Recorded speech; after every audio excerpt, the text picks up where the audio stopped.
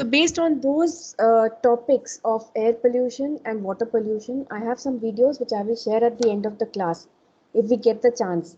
And before that, there are certain graphs and certain methods through which we will be going. Now, basically, when we are talking about pollution, we are looking at two major sources of pollution. One is the air pollution and the other is water pollution.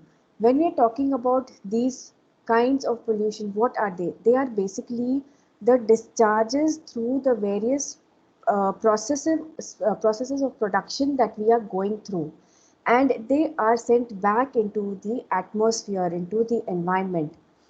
Now, this waste that is going into the environment is causing health issues not only for us but for the animal life, the plant life, and when it is affecting human health, it is also affecting our productivity in the sense that when our productivity is low, we are low on energy, we are spending a lot of money on getting recuperating ourselves, in getting ourselves medically treated and curing ourselves of all the health related issues that we have. We are spending time, energy, as well as our own resources, whatever we are earning through the various activities that we do, the economic activities that we do. We are spending all that money on getting recovered from the problems that are created in our health. Ultimately, what is happening? We are low on energy even then, because when we are taking medical support, we are reducing our immunity. We are exposing ourselves to more damage, to more harm from the environment. And finally, we do not have that kind of strength, energy, stamina to continue the kind of productivity we had in the beginning, the kind of work generation that we used to have at one point of time before we got affected by all these diseases. So ultimately, it becomes a vicious cycle where we are not able to really, perform as well as we were performing at one point of time. So there are different ways in which the pollution is produced. One is the intentional production, where we are adding kind of chemicals to the soil in the form of fertilizers and pesticides. So not only is that creating water leaching where the water is being drained into the water bodies, it is also creating toxicity in the atmosphere, in the sense that we may be inhaling all the emissions from these chemical based fertilizers and pesticides. There are other ways also where we are washing clothes or bathing our animals in the water bodies. And other than that, we are draining our chemicals, the chemicals from the factories and industries around us are being drained into the water bodies. So these are the intentional ways in which we are doing it. We are doing it on purpose. We are harming those resources that we have. And on the other side, some of these activities that we have may have side effects, which means they are creating kind of unintentional pollution. They are creating that pollution which we have not planned or we have not thought of, but it is happening because of our activities. So it could be something like the emissions from the factories, the CFCs that we are using, the vehicles that we use. All these things are creating a kind of unintentional pollution. Now, today, let's first talk about the economy of urban air pollution. So, how urban air pollution is created, how it is caused, and what is the result on how it affects the economy and how it affects the environment around us. So, what happens is most environmental goods and services do not have substitutes, and there is an absence of market prices. So, these things are not charged for. The air we use, the water we use, sometimes we are not paying any kind of price for that. The government has not charged us for it. I won't say that there is no charge on the water, because yes, nowadays the government has started charging us for the water we use. They are giving us water bill, just like we get property bills, we get property taxes, we are getting water taxes also. But the air that we are using around us is not charged for. So because of that, there is a gap in the market allocation. Now we sometimes do not have the choice of choosing. When I'm talking about when we are choosing the place where we are going to live. For example, we have in my locality, we have the slum area on one side. On the other side, we have a nice residential area where there are a lot of rich people. And on one side, we have the cantonment board office where we have where these people have a big dump yard where the garbage is dumped, which is very close to the slum area. Now, those the cantonment board people are dumping that the all the garbage there. From there, they are collecting all the garbage in huge trucks and lorries and taking them to the main garbage disposal areas where they have the landfills. But what is happening until then, till the time they are collecting all that from there, the garbage remains there for maybe 1 or 2 days or 3 days. It is rotting there, it starts smelling horribly. And who is the closest to that place? It is the people who live in the slum areas. Now, because they are caught in a cycle like that, they do not have the money, they are underprivileged, they cannot afford to go into a better locality. What happens ultimately, they are the ones who are breathing in all that toxicity, the toxic air from all that garbage waste that is stored there till the time it is disposed of. So ultimately what happens, there is a very the market allocation for this particular air, the atmosphere, the kind of air that we are breathing, there is nothing like that, there is no proper allocation. So we have to manage with whatever is there. Because of that, there is an imbalance in the economy. There is an imbalance in the environmental resource use. Those people are breathing in toxic air. We might not be breathing in that toxic air where we are living, but yet we are breathing in a part of it. Because with the flow of the winds, we get the smell of the garbage once in a while. It's not on a regular basis. It is generally during the monsoon time when the northwest monsoons are arriving. At that time, the wind is blowing from that direction towards our house, and that is the time when we can inhale that smell. So, at some point of time, we also get affected. Okay, now what happens is, because there is nothing, there is no price for these things, for pure air. That is the reason why we cannot even allocate. There is no way that these things can be allocated to those people and to us on an equal basis. So, what happens then? Let us have a look at this particular graph here, this diagram. Now, how is the environmental resource used? There is a different way of using. First, when you look at the use values, you have three ways in which it is used. First of all, the direct way it is used, then there is the indirect way it is used, and finally, the optional way it can be used or it may be avoided. And finally, the non-use values, which is the existence value. When you're talking about direct values, you're looking at the raw material and physical products that are used for production, for consumption, and finally for the and through the consumption, it is basically before that you are selling the item and then it is consumed.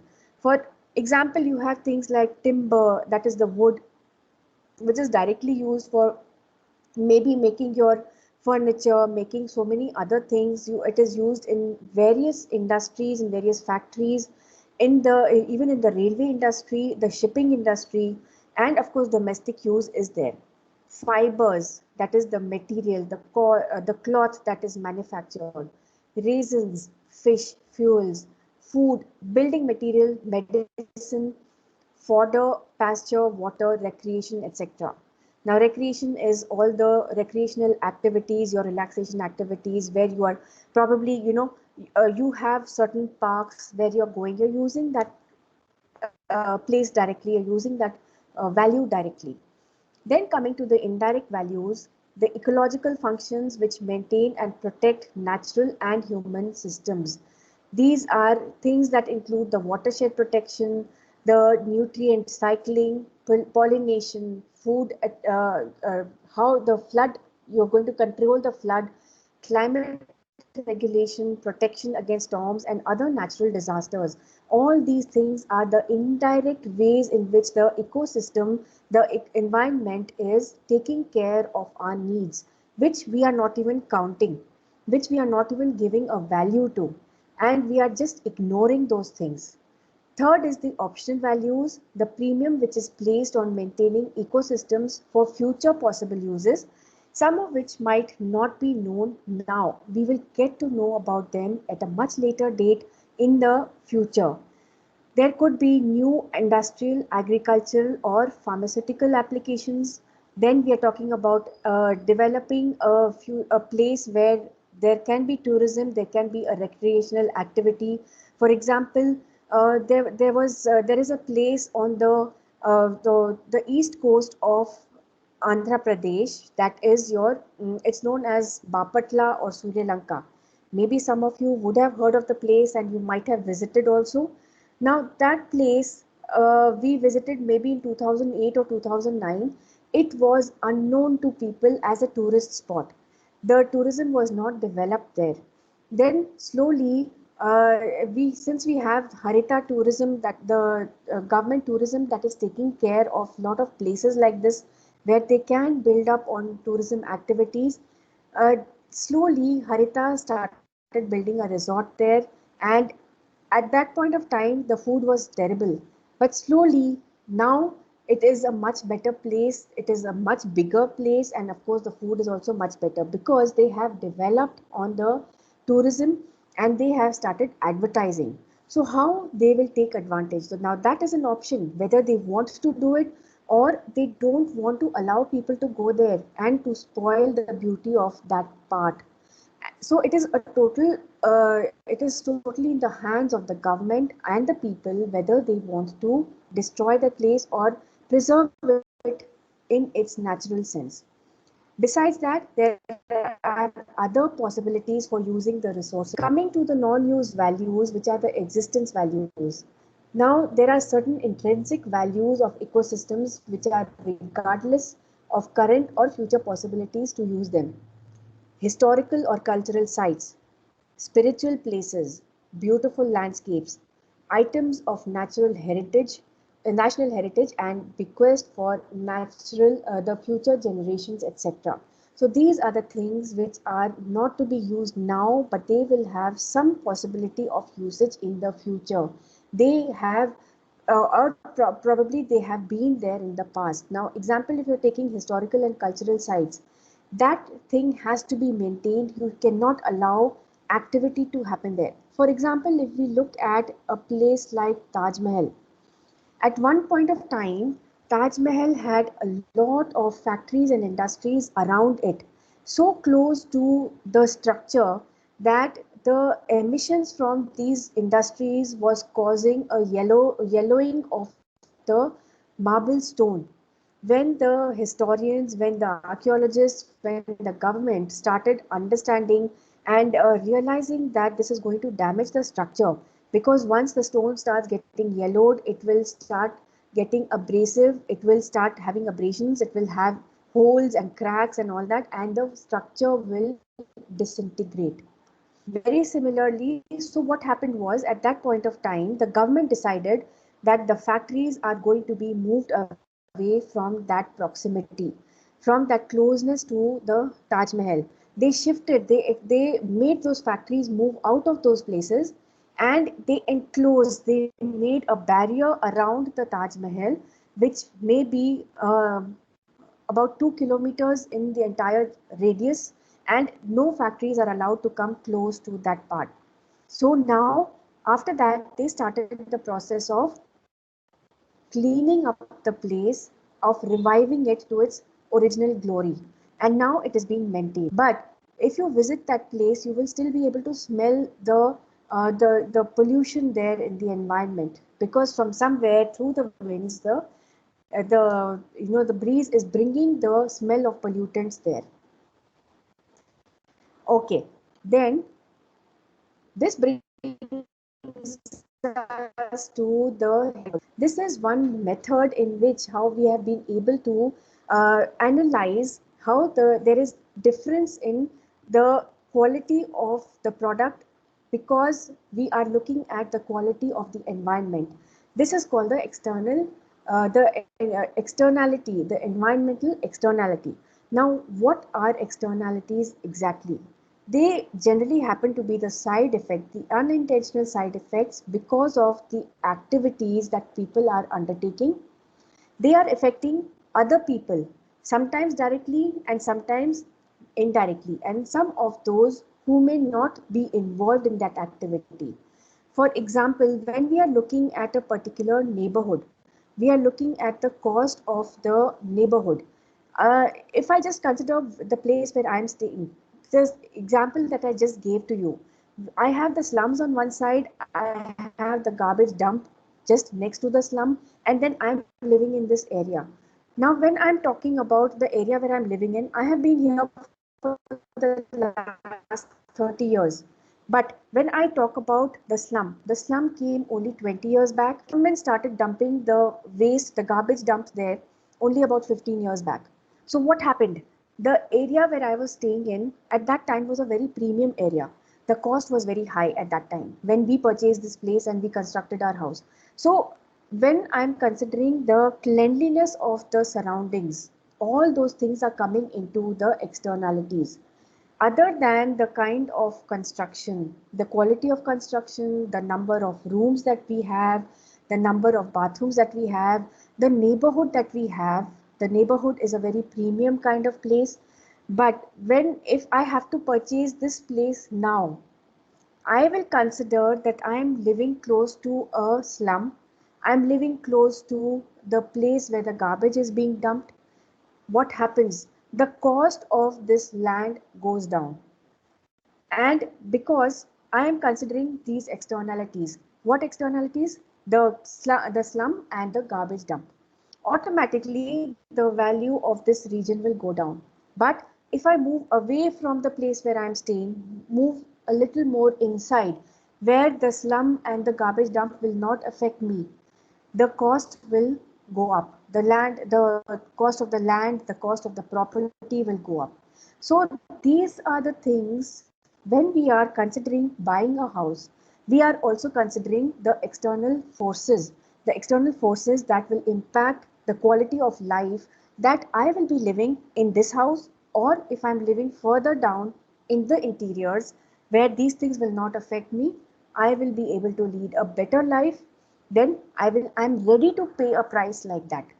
So it doesn't matter to me, if the cost is a little more than what I'm paying right now where I'm living to what I will be paying there. So this is the hedonic price method, and based on that, we are considering lot of other things. Besides the externalities of the place, the surroundings where I'm staying, I will also look at the proximity, the closeness to several things. Is the market close by? Will I be able to get a public transport if I just walk out of my house, maybe just a few yards away, a few meters away? Or how far is the airport? How far is the railway station? How far is the closest bus stop? And based on that, I will also include those things when I am going to buy the house. Okay. Generally what happens is a lot of people have the idea that just looking at the building, the kind of building that is there, whether it is good looking or not, how does it look from the outside, when you walk inside and you reach the flat that you want, the apartment that you are looking at, how good is it inside? How is the construction? Is the finishing good? How many numbers of rooms? How is the vastu all right? Then is everything according to the way it should be? Besides that, I would like to tell you all, please consider all these external factors also before you decide to buy the property. If you feel that there is the quality of the external environment is not up to the mark, you can, if you feel that it is only the slum, we can ignore the slum. Or if it is it's some other thing that it is not very close to the public transport, or it is not very close to the shopping areas, you can consider staying there, bargain there, negotiate with the seller, and you can bring down the rate of the property. But if you are particular about those things, make sure you are moving away from that area into a place where you can be comfortable, because when you're buying a house, it is for a long period of time. It is not that you will move into that place and then you will just stay there for a few months and decide, oh no, this is not the place for me, I cannot adjust here, I need to go away from here.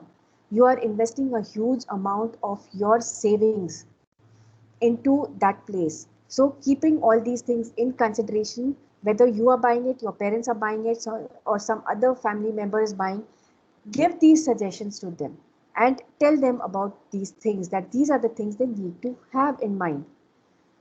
People who have younger children will also look at places like probably the schools, the parks that are there. Then people who are working will consider the distance from their home to their workplace, whether there is a hospital close by, because all these things are very important. You are considering all these things because when you're living in an area, you want things to be close by so that they are easily accessible, especially if there you need a hospital. Now you will understand how it is, given the present scenario where we are living in a place, in a situation where we don't know what is going to happen the next minute. Everything is very dicey, it is very uncertain. So when you're considering things like that in the COVID-19 situation, the first thing that comes to mind is whether the ambulance will be able to reach us on time, whether we will get medical aid on time, and whether we will, how badly we will be affected. All those things in mind, we have to just choose accordingly. Fine. Now the next thing is, there are certain things on which this hedonic price method is based.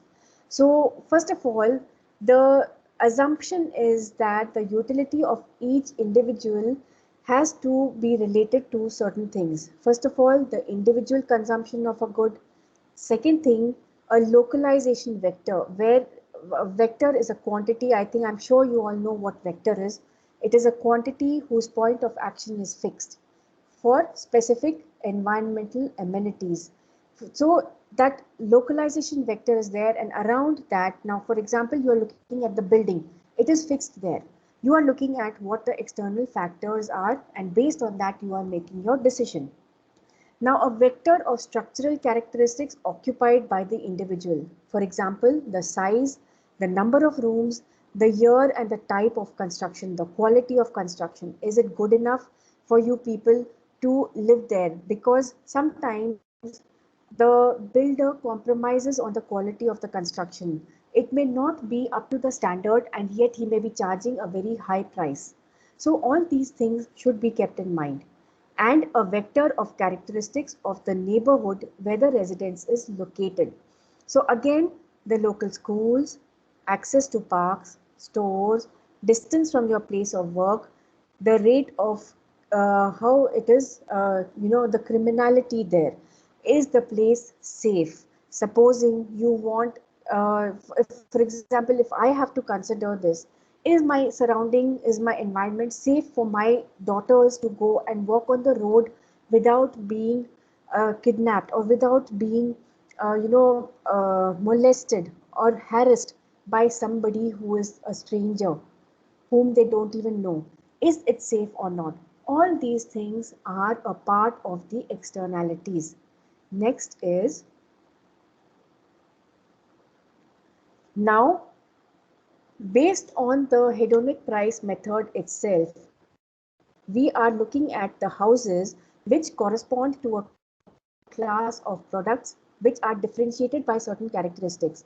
Now, when we are talking about fruits and vegetables also, they are the class of products. They are all fruits or all vegetables. They are one class of things, of species, and but each one of them will have a different characteristic. Each one will have a different taste, a different look, a different appearance, a different kind of covering over it, the peel that is there.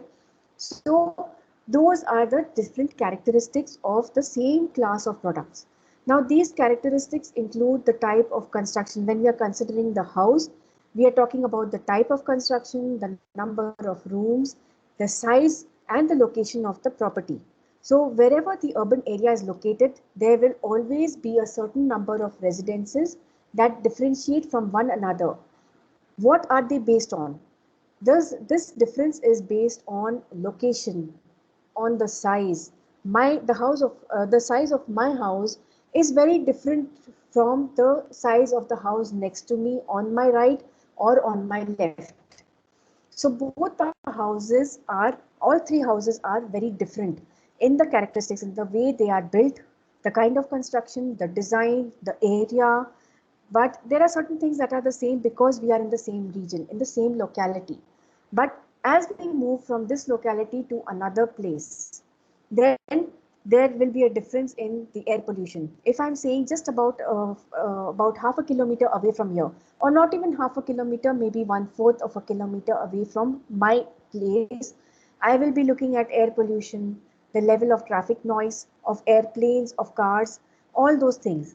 Now, if I look at the sound pollution here, the road is not very close to my house. The main road is not very close. But the airport, the Begumpet airport was, although it was not very close, it was about 4-5 kilometers from my house. But at the time when the Begumpet airport was operating completely, at that time, every few minutes we had an aircraft going from overhead. And it used to be crazy, it used to be maddening because every few minutes you're having that plane flying very low. It was as if it was just touching our roof and going overhead. So it was very, very disturbing. Then, other than that, of course, we don't have much traffic here. But and once the airport has moved away from here, it has gone to Shamshabad. We are much more peaceful. But again, this morning there was one plane that has landed in Begumpet. I don't know which plane it was. I was taking one of my classes, and it went again. It went very low, and it was very disturbing for me. So all these things are being taken into consideration. Then the researchers argue that for using HPM, there are two very important hypotheses. Now, hypothesis, I'm sure because you are science students, you must be knowing what hypothesis is. But I will just tell you that it is a kind of supposition or an assumption or an explanation which is based on very, very limited evidence. It has not been proven completely. And if we need to prove it, we need to make it into a fact. We have to again further investigate and prove it. So, but this limited information that we have, the limited evidence that we have, just makes a base for us to start further investigation. So, two important hypotheses that need to be formulated when we are using the HPM. The first is that the whole urban area should be considered a single housing market. So, of course, it's a very dicey thing, a very uncertain thing. How can the entire urban area be considered as a single housing market? But individuals should have all information about the alternatives. They should research well, they should research properly, go to different places and be peaceful, be free, and have their minds at peace, because when you are looking for alternatives where you are going to settle down for the next few years of your life or maybe for your entire life, keep all these things in mind, be at rest, and choose the alternatives correctly. So you are designating that you will go to 2-3 houses in that location, in that locality on one day. So be free and be have enough time on your hands. Don't be in a hurry. Keeping all these things in mind, then you choose a residence located in any place in the market. One can imagine that the urban area is an enormous supermarket offering a great variety of the same kind of product. Keep your options open. Don't be narrow minded that this is the place that I want. Now, there are certain people, because they are vegetarians themselves, they do not want. I'm just not talking about buying a house, even if I'm looking at a house that is for rent. So, the landlord there is very particular. He is vegetarian himself, and he does not want anybody who is going to be a non vegetarian, because obviously when you are a vegetarian you do not like the smell of non-veg food. So it is understandable, but they have narrowed down their options.